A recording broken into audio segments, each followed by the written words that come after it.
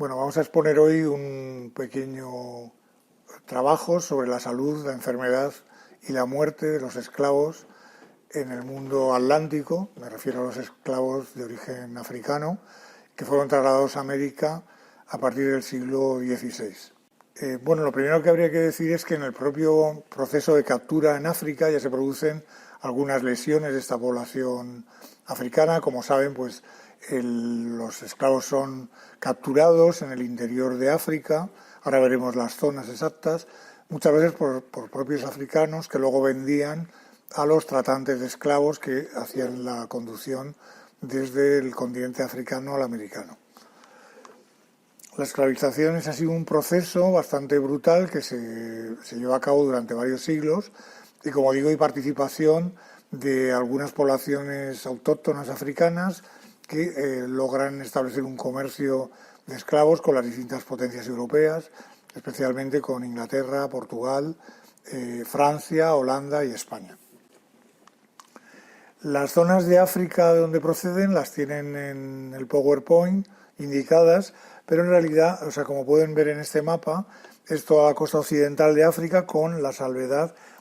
de una pequeña zona cerca enfrente de la isla de Madagascar. Serían las zonas donde se recaban más, se hacen prisioneros a más esclavos africanos con destino a América. Y los destinos, como pueden ver aquí, bueno, pues mayoritariamente es Brasil, el país donde más esclavos africanos se destinan a territorio americano, y luego el Caribe es la otra gran zona, junto con Estados Unidos o América del Norte, donde es el destino de esos esclavos africanos que van a territorio americano. Hay una memoria de un tratante de esclavos que es muy conocida, donde explica cómo eran recogidos estos esclavos, que normalmente se colocaban en barracones en la costa de África hasta que eran embarcados por esos barcos de los propios tratantes, y él mismo, de una manera bastante fría, por otra parte, sin que sufra nada en la narración, cuenta, como si se tratara de un comercio de otra mercancía cualquiera, qué es lo que hacían para mover a estos esclavos. Entre otras cosas, decía que esto que podemos ver en pantalla, un factor africano con reputación de correcto, siempre es cuidadoso en la elección de la carga, se está refiriendo a la carga humana, cosa que hace con consumada prudencia para proveer a sus amos de jornaleros atléticos y evitar todo principio de enfermedad que pueda afectar a los esclavos en su tránsito a Cuba o a tierra firme de América. Y aquí pueden ver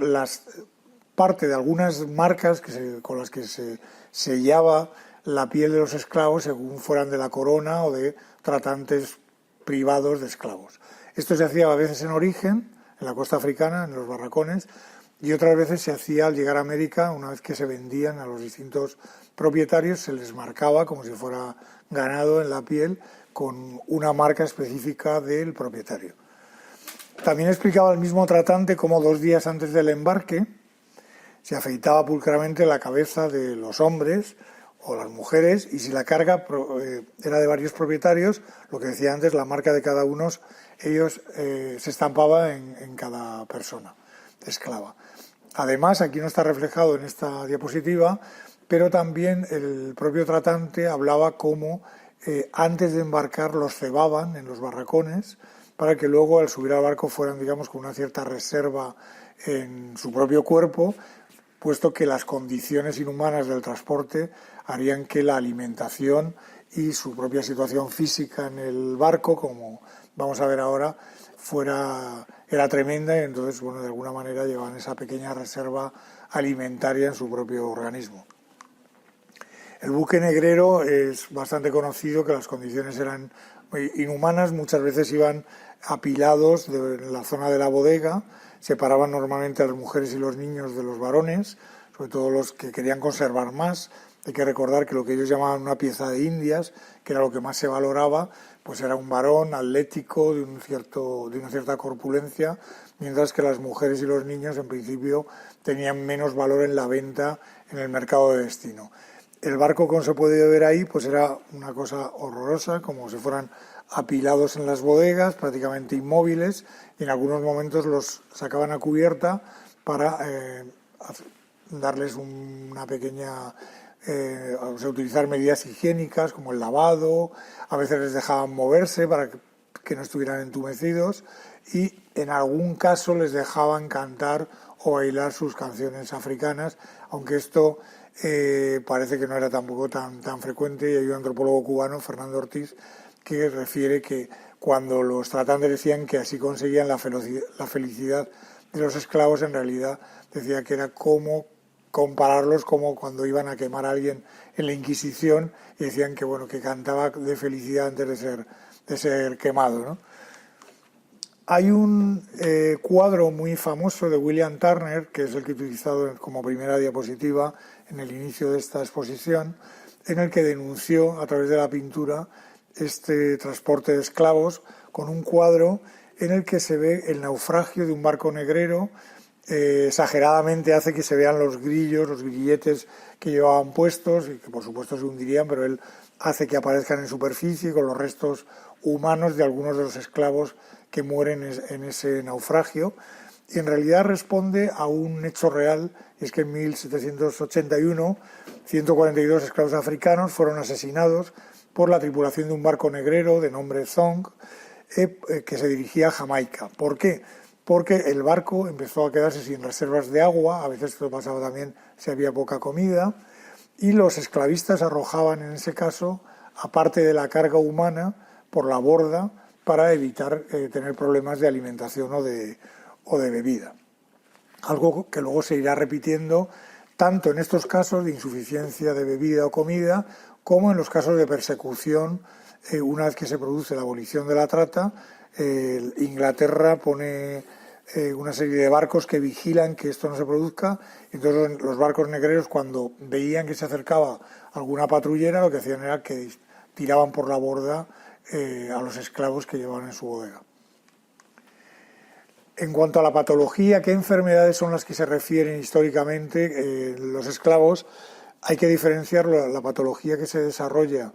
en el transporte, en esa travesía que yo llamo tenebrosa travesía atlántica, de lo que luego es la patología que se desarrolla en los ingenios de azúcar o en las haciendas de tabaco o de café. Las tachas, que es lo que podían llevar los esclavos, se refieren a las tachas, son las heridas, las cicatrices que muchas veces llevaban, heridas en las orejas, en los ojos o alguna deformación de carácter anatómico. Por otra parte, eso lo diferenciaban, que esto influía mucho luego en la venta, lo diferenciaban de enfermedades que traían, que a veces eran enfermedades propias de las tribus africanas, de las distintas etnias, como podían ser enfermedades epidémicas, como el paludismo, las enfermedades de los ojos algunas veces, algunos parasitismos, llagas, úlceras, lepra también, una enfermedad que a veces es endémica, y algunas clases de enfermedades venéreas, o se les achaca también a veces, no siempre con razón, ser los factores principales de transmisión de enfermedades epidémicas como el cólera, la viruela o la fiebre amarilla, aunque posteriormente se descubrió que hay un vector, que son los mosquitos, que en realidad son los que transmiten esa enfermedad, pero en algunos momentos se pensó en Cuba y en otros países antillanos que era la población esclava la que estaba transmitiendo ese tipo de enfermedades epidémicas. En el caso de Cuba y Puerto Rico, pues hay varios médicos profesionales que desde el principio atienden al estudio de las enfermedades que llevaban los esclavos africanos. Entre ellos hay que destacar a Domingo Barrera, que es bastante interesante, sobre todo para la descripción de enfermedades y algunas de carácter psicológico, como ahora veremos, y Tomás Romay, que llega a ser denominado como el Hipócrates negrero, que era un ilustrado cubano, un médico criollo, que hace los primeros estudios sobre la población esclava y en algunos casos incluso participa en la revisión de los buques que llegan al puerto de La Habana para ver en qué condiciones llegan los esclavos y ver cuántos llegaban, porque se produce una mortalidad, en algunos casos brutal, en la propia travesía. Por ejemplo, Romay, que hablábamos, Tomás Romay, en 1811, es una persona muy conocida por la introducción de la vacuna en Cuba y por que participa en la Comisión de Población Blanca para blanquear la población de Cuba en un momento en que había mucha población de color y había miedo por si podía repetirse la revolución de Saint-Domingue, de Haití, contra la población blanca. Pues este hombre inspecciona, por ejemplo, la fragata Brillante Rosa del bergantín Consejero en 1811 y ve que en esos bergantines, que no hay ni médico ni cirujano, de 464 negros esclavos que llevaba la fragata, habían muerto 130 en 52 días de navegación, y de 207 que conducía el otro bergantín habían perecido 54 en la travesía y 3 al arribo a Cuba. O sea, es decir, son tasas de mortalidad bastante elevadas, muchas veces por la falta de cuidados o la inexistencia de un médico o un cirujano a bordo del buque que pudiera atender a estos esclavos africanos. Otro motivo también de pérdidas humanas era que a veces hubo sublevaciones a bordo de los buques, de estos buques esclavistas, y los propios esclavos se lanzaban, si no conseguían su objetivo de hacerse con la nave, se lanzaban al mar y preferían morir a ser llevados a destino. Entonces ese tipo de sublevaciones son relativamente frecuentes y pasan. Incluso hay algún caso en Estados Unidos de que consiguen hacerse con la nave y cuando llegan a la costa, pensando que no tienen ninguna posibilidad, se produce un suicidio masivo de la gente que se había aprovechado de esa sublevación. Como digo, esto siempre es una correlación entre el suicidio y la insurrección en el caso de la travesía.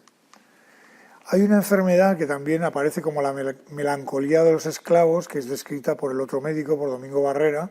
que la describe como una especie de depresión una vez que ellos se dan cuenta que han perdido su tierra de origen, África, y que van a un destino incierto, más cuando corría el bulo en África de que los blancos los utilizaban como cargamento y luego los iban a destinar a su propia comida. O sea, pensaban que era una especie de antropofagia vista al revés. O sea, la población blanca, la población europea siempre pensó que en África se producía fenómenos de antropofagia y resulta que la población africana, en este caso, iba aterrada pensando que los blancos podían comérselos, incluso a veces interpretando que las botellas de vino eran botellas de sangre que los blancos consumían a costa de los africanos. Se define como caquesia y melancolía y hablan de una enfermedad moral, algunas veces también la relacionan con la enfermedad de comer tierra, que parece que aparece en algunos casos de la población africana, y también lo que llaman los médicos franceses la melancolía negra. Por ejemplo, Chateau Salin, que es un autor de medicina sobre la población negra, la relacionaba con una separación física de su tierra que producía una especie de depresión, a la inanición, a veces se negaban a comer y eso producía la muerte del esclavo. Para evitar esto, los esclavistas llegaron a utilizar medios coercitivos, aparte de los famosos grilletes por los que se les tenía inmovilizados, pero para que no pudieran no comer, o sea, evitar la inanición, utilizaban un aparatito que le llaman speculum oris, que es de origen médico, pero que en este caso utilizaban para dilatar la boca de manera forzada y alimentarlos como si fueran animales forzados a tener una alimentación para evitar que murieran. La mortalidad en esta travesía, bueno, aquí se habla que cuando un barco llegaba a su destino ya había muerto la cuarta o quinta parte de los negros esclavos, o venían enfermos con caquesias de las que hemos hablado, o muy delgados, con evacuaciones de sangre y otras dolencias, producidas también por los maltratos que se producían a bordo de los buques, que eran bastante frecuentes. También disenterías por las malas condiciones del agua, de los alimentos, que se producía también diarrea, parásitos que también se producían muchas veces porque se utilizaban aguas corrompidas, en malas condiciones, y a veces, bueno, pues también la incubación de enfermedades infecciosas que producía mayor mortalidad o morbilidad de esos africanos que iban hacinados en las bodegas de estos buques. Antes he hablado de este médico, Chateau Salin, que en 1854 hace como un vademecum, que es un vademecum como una guía práctica de las enfermedades que se producían en la población africana, y no es el único caso, pues hay bastantes médicos de origen francés sobre todo, que se están moviendo por todo ese mundo atlántico, entre las costas de Brasil, las Antillas y México, estudiando las fiebres epidémicas, pero también lo que ellos consideraban patologías de la población africana trasladada a América. En esa patología que ellos relacionaban con el viaje transatlántico, pues hablaban de catarros, neumonías, tuberculosis, parasitismo, ya hemos comentado, por efecto de las aguas corrompidas, alimentos de mal estado, escorbuto, producido por la falta de vitamina C en la dieta, y luego, como comentaba antes, también se producen muchos suicidios y también en el caso de las mujeres algunos abortos provocados porque preferían que sus hijos no llegaran esclavizados a territorio americano. En cuanto a la alimentación, aquí hay una cita antigua de lo que se les daba en la travesía, y era normalmente arroz, que se utilizaba ya mucho en África, lo que llaman chícharos o bisaltos, habichuelas negras, habichuelas blancas, otras que tenían una pequeña marca que todavía están en territorio americano y también en España, que se llaman caricas, y también algo de carne salada, carne seca en salazón, y luego harina cocida con esas legumbres que quedaban mezcladas. Era básicamente la dieta mínima que se les daba. Cuando llegaban a puerto era muy importante para los comerciantes, que tenían, hay que decirlo, una ganancia enorme, tan enorme que a veces, perdiendo una parte de la carga, seguían ganando dinero, e incluso en la época de la prohibición de la trata, hundiendo el barco una vez que habían desembarcado la carga humana, aún así seguían ganando dinero. Esto para que nos demos cuenta del negocio tremendo que era esto. Claro, como decía antes, la pieza de Indias, el varón corpulento, grande, con resistencia al trabajo, era lo que se valoraba más, y que no tuviera tachas, es decir, que no tuviera cicatrices, que no le faltara algún órgano, que pudiera desarrollar el trabajo en plena forma. Eso era lo que se valoraba más. Entonces, en los anuncios a veces se anunciaba eso: se vende negro, bozal. Bozal era que era de origen africano, no criollo, con tales condiciones, sin tachas, se estaban refiriendo a esto, o sea que no tenía tachas físicas. Y otra cosa que es bastante curioso, pero que la meten también ellos en ese universo de enfermedad y de defecto físico, meten también el cimarronaje. El cimarronaje es algo en realidad para ellos moral, porque es las ganas que tienen de escapar los negros esclavos y convertirse en cimarrones, que son los negros que se han escapado y que crean unas comunidades de cimarrones. Bueno, pues esa tendencia se llega a describir como una enfermedad por algunos médicos americanos. El alcoholismo, que sí se produce tanto en la travesía a veces como en las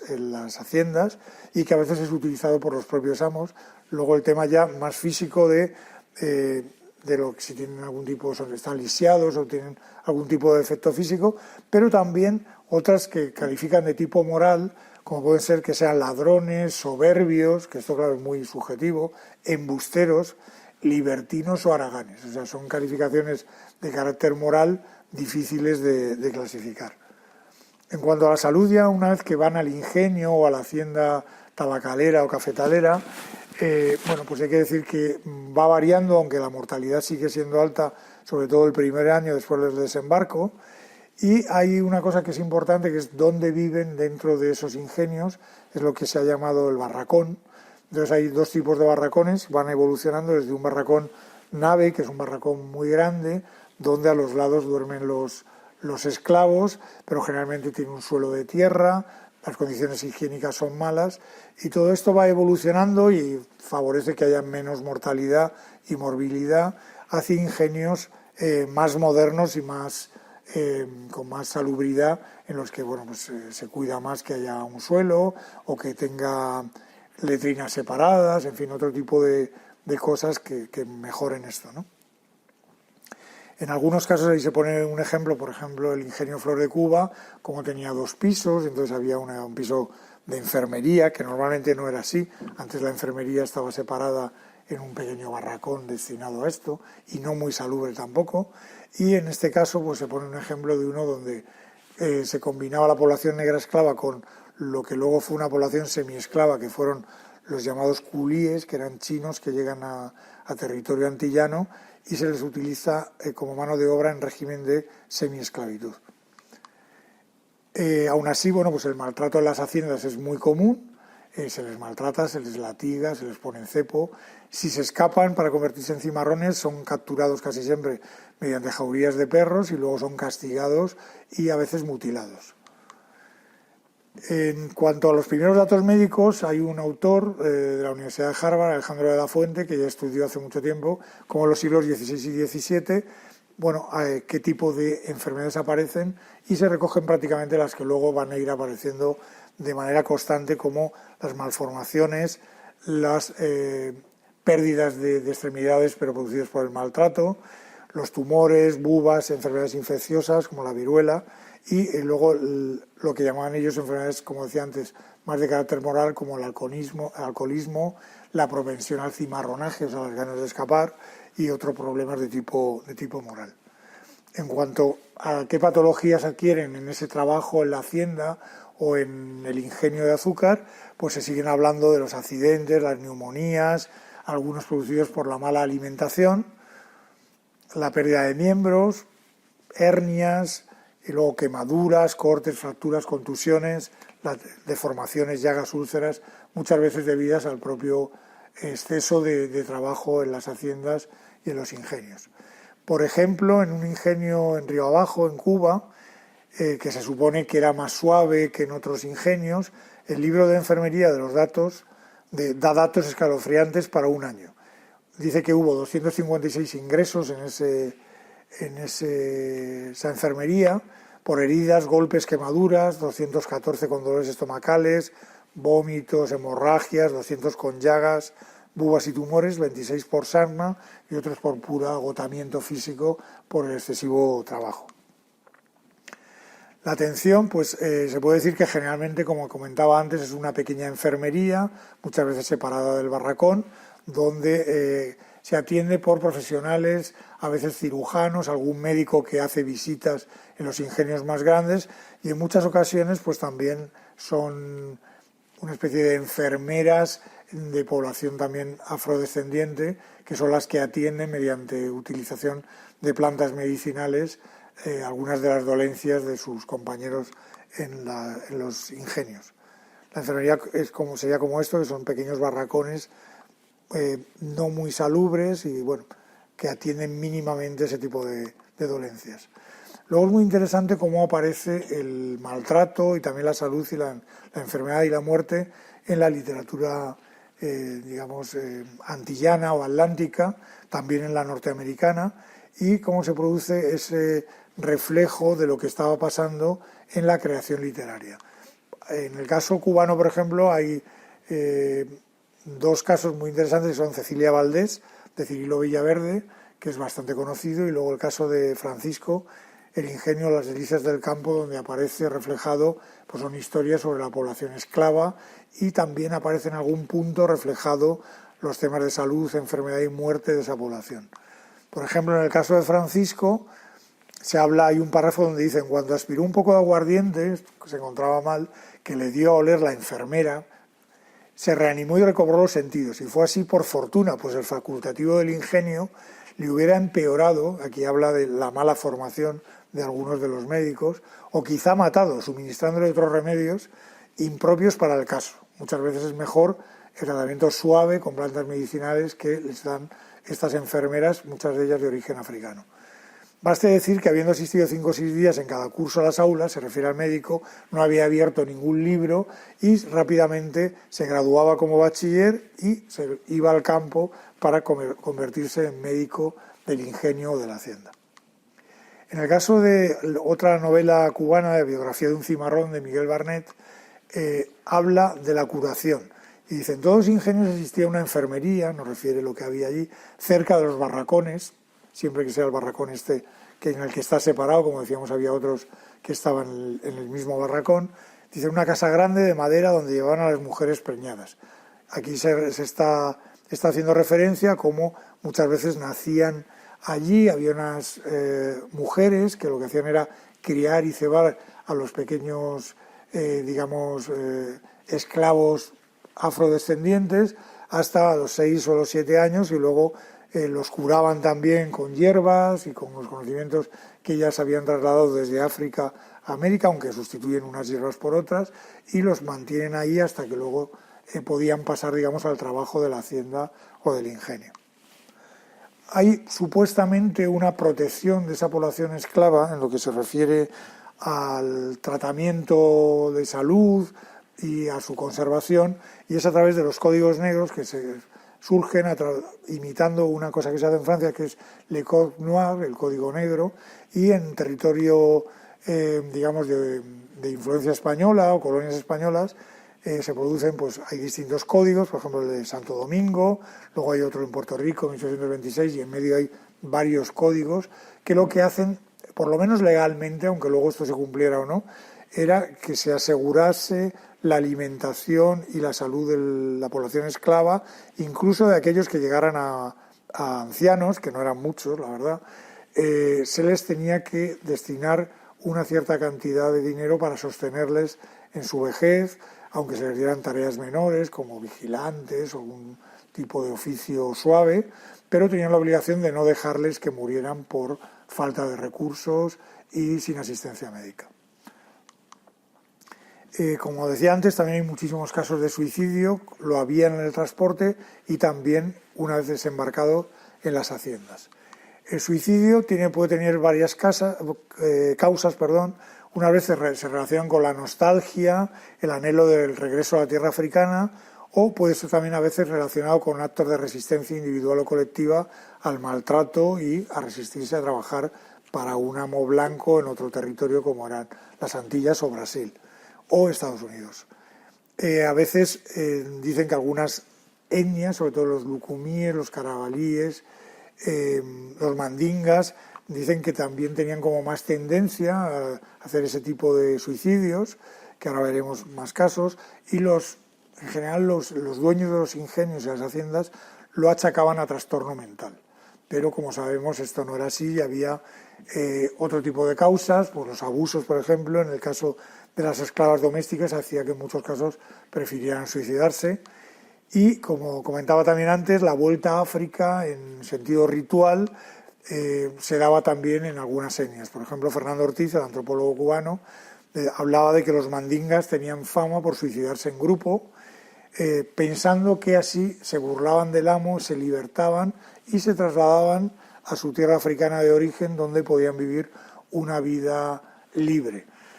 Tan es así que los amos, para amedrentarlos, lo que hacían es que una vez que se habían suicidado, y para ejemplo del resto de la dotación de esclavos, a veces los mutilaban, diciéndoles a los esclavos que no se iban a librar porque una vez que ellos los mutilaban, aunque fueran muertos, se encontrarían pues mutilados en la otra vida africana. Entonces, de alguna manera, metían miedo para que hubiera este tipo de suicidios colectivos de carácter ritual, donde ellos pues, se colocaban a lo mejor debajo de una ceiba o de algún árbol que ellos consideraban sagrado y colocaban alimentos y ropa para ese viaje de retorno a África. Como decía antes también, bueno, pues un caso particular de asistencia fue el de los cimarrones que iban a palenques, a los sitios donde ellos se formaban. Entonces, cuando los detenían, en el caso de La Habana, por ejemplo, se hizo un hospital de cimarrones donde les atendían una vez que eran capturados. Y también otro caso interesante es el caso de un médico francés, Henri Dumont, que recorre todas las Antillas y él, más que la asistencia, lo que hace es describir lo que él considera que es la patología de los negros, incluyendo a los negros esclavos, haciendo una especie de patología comparada entre la población blanca y la población negra, pensando que se separan y que hay enfermedades específicas de las diversas poblaciones, incluso que la población negra, por ejemplo, que es mucho más robusta, hace resistencia a enfermedades epidémicas de mucho mejor manera que la que hacía la población blanca, ¿no? Y esto sería todo.